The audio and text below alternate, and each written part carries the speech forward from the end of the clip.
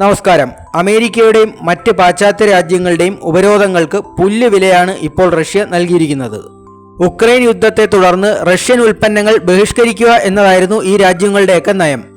എന്നാൽ റഷ്യ ഇപ്പോൾ അവരുടെ കൽക്കരി INST കോറിഡോർ വഴി ഇന്ത്യയിലേക്ക് അയച്ചിരിക്കുകയാണ്. ഇതിന്റെ വിശദാംശങ്ങൾ നോക്കാം. 2 ട്രെയിനുകളാണ് റഷ്യയിൽ നിന്ന് കൽക്കരിയുമായി പുറപ്പെട്ടത്. ഇതിന്റെ മറ്റൊരു സവിശേഷത ഇതിന് തിരഞ്ഞെടുത്തിരിക്കുന്ന റൂട്ട് തന്നെയാണ്. അതായത് സാധാരണ ഉപയോഗിക്കുന്ന മെഡിറ്ററേനിയൻ സൂയസ് കനാൽ റൂട്ടിന് പകരമായിട്ടാണ് INST കോറിഡോർ തിരഞ്ഞെടുത്തിരിക്കുന്നത്. 13 രാജ്യങ്ങളിൽ കൂടിയാണ് ഈ international north south transport corridor കടന്നുപോകുന്നത്.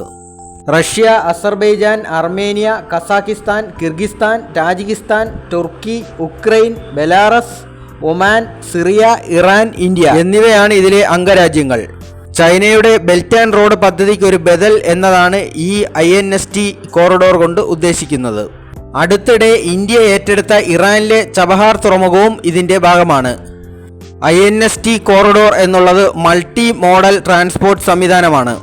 അതായത് ഇതിൽ റെയിൽ, റോഡ്, ഷിപ്പിംഗ് എന്നിവ ഉൾപ്പെടുന്നു. റഷ്യയിലെ സെന്റ് പീറ്റേഴ്സ്ബർഗിൽ തുടങ്ങി ഇന്ത്യയിലെ മുംബൈയിൽ അവസാനിക്കുന്ന ഈ കോറിഡോറിന്റെ നീളം 7200 കിലോമീറ്റർ ആണ്. ഇന്ത്യ റഷ്യ ഉഭയകക്ഷി ബന്ധം കൂടുതൽ ദൃഢമാകുന്നതാണ് ഈ റൂട്ട് ഉപയോഗിക്കുന്നത് വഴി നാം കണ്ടുവരുന്നത്.